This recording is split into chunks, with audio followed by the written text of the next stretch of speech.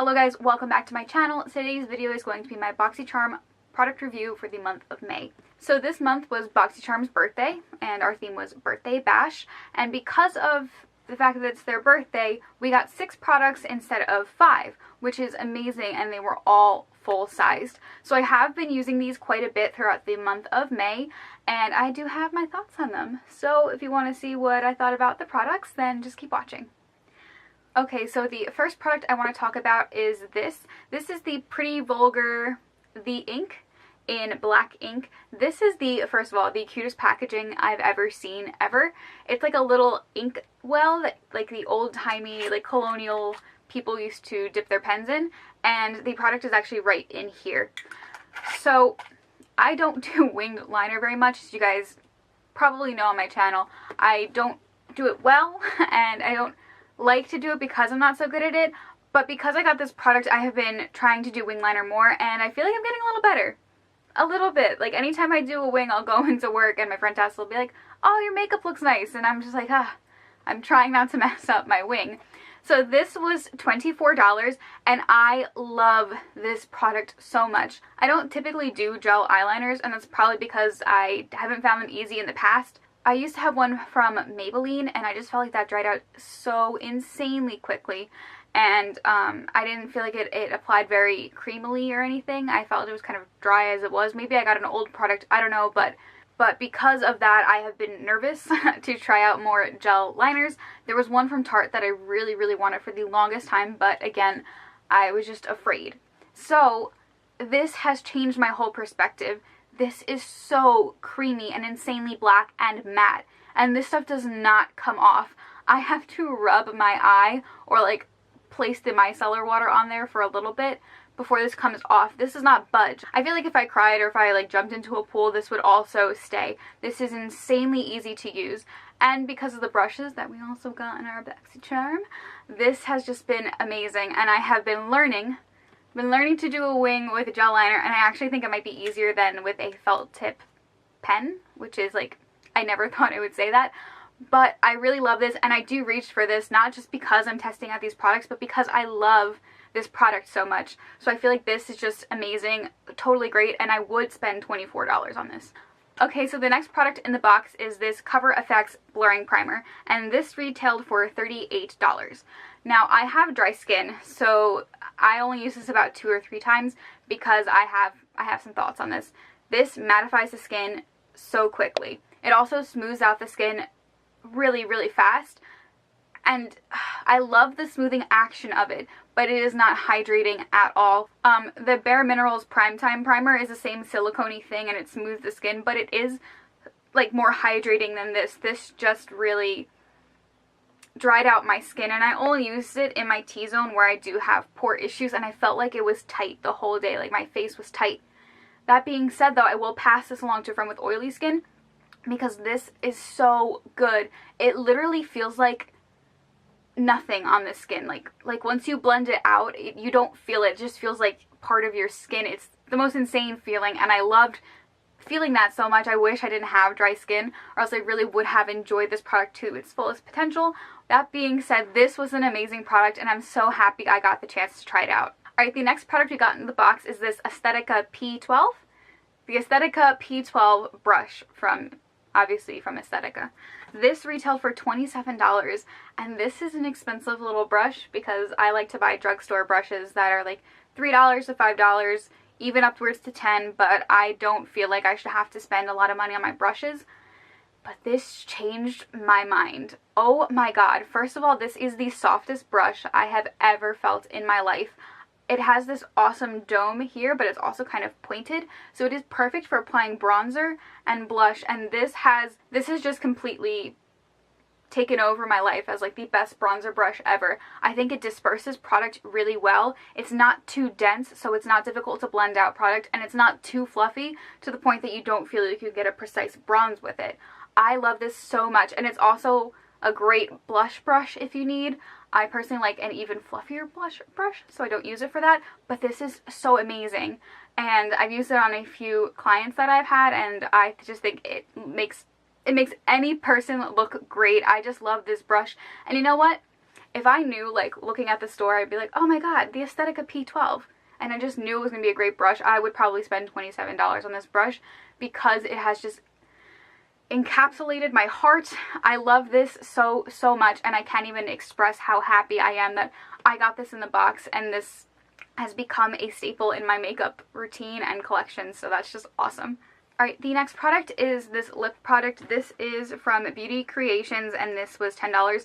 I'm going to be very honest with you, I wanted to try this out so much, but I have only been going to work since the summer started, and I don't feel comfortable wearing this makeup product to work because it's really bright.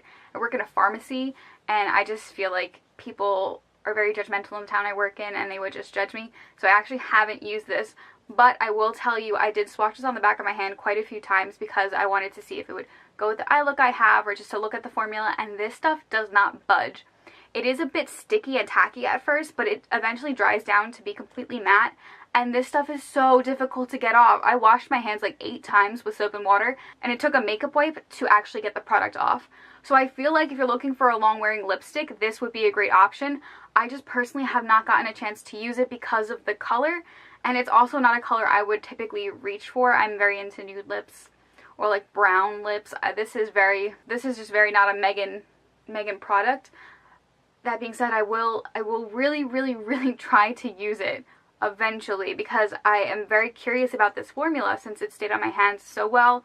But I feel like I will be honest with you guys, I did not use this product, and I'm gonna try, but I'm not even sure I will use the product because of the color.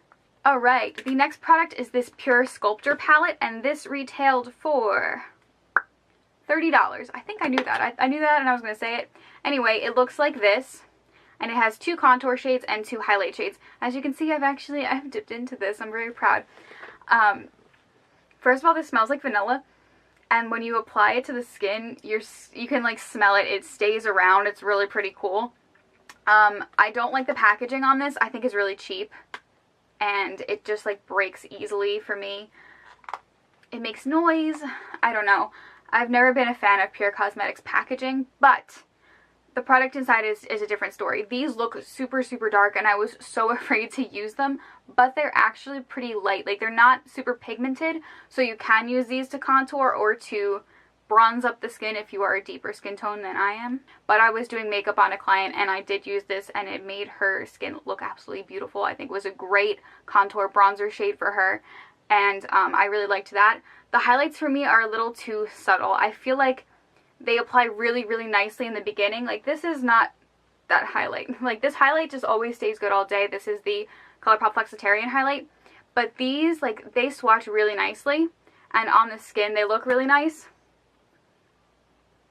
But I feel like they fade, or they just don't show up after a while. Like, I put this on, and I look in the mirror like an hour or 2 later, and I wouldn't even be able to see it on my skin, which was kind of upsetting because I love highlighters, and I just feel like it blends away to kind of nothing. It's a very subtle highlight. If you like very subtle highlights, this is a great option. But if you don't, then I would probably stick away from this, because I even tried to use this shade on my client, and it was just a little too subtle for her. So, I don't know. I don't know if I feel any, like, I don't feel negatively toward this product, but I don't feel overly positive about this product. I will continue to use it. It's not something I'm going to give away, but it's something I want to try out continuously and see if I can make it work for me in other ways. Alright, and the last product that we had gotten in our box is this Asthetica Brush Trio. This one's dirty. This one's also dirty. I have been using these non-stop. I love that we have a spoolie. I have some eyebrow products that I don't have a spoolie with, and oh my god, you really just need a spoolie with eyebrow products. So to have one on hand is awesome. I don't need to worry about dipping into another eyebrow pencil for this spoolie because I have a spoolie, and like, I should have had one of these before, but I didn't. But now I do. So I love this spoolie. This is a little too thick for me to use for like a liner brush, but this is great for eyebrows for me. I do sometimes put powder in my eyebrows when I'm not going full out on makeup. On my more natural days, I usually just do brows and mascara, and this is great for applying powder brows. And I love this one. I cannot do wings with those angled brushes at all. I need a very tiny little pointed brush like this, and this applies the Pretty Vulgar gel so well. This stays nice and pointed. It doesn't like fray at the sides. This is just really, really great. That whole brush trio itself was $45, which it's $15 for a brush. So Asthetica is, I guess, a more expensive company. I've actually never used them before this box, but I really, really like their brushes. They're very quality brushes. They feel nice. They work so well, and I really have just been loving them for everything. So this month, I pretty much hit the jackpot. I feel like I haven't disliked any product, but this month's box totaled almost $200, and I think it was a great month for the box, which is interesting because when I saw the spoilers, I was like, oh, this is gonna be an okay box, but I completely changed my mind. I think this was one of the best boxes we've ever had, and I'm so excited for, my god, is next month June? I'm so excited for the June box. Anyway, that completes this video. Thank you guys so much for watching. Leave your comments down below what you felt about these products. If you tried the lip product, please leave it down below. I want to know if I should really just like go for it and have a bold ass lip one day. So just let me know what you feel about the products, and I'll see you in my next video.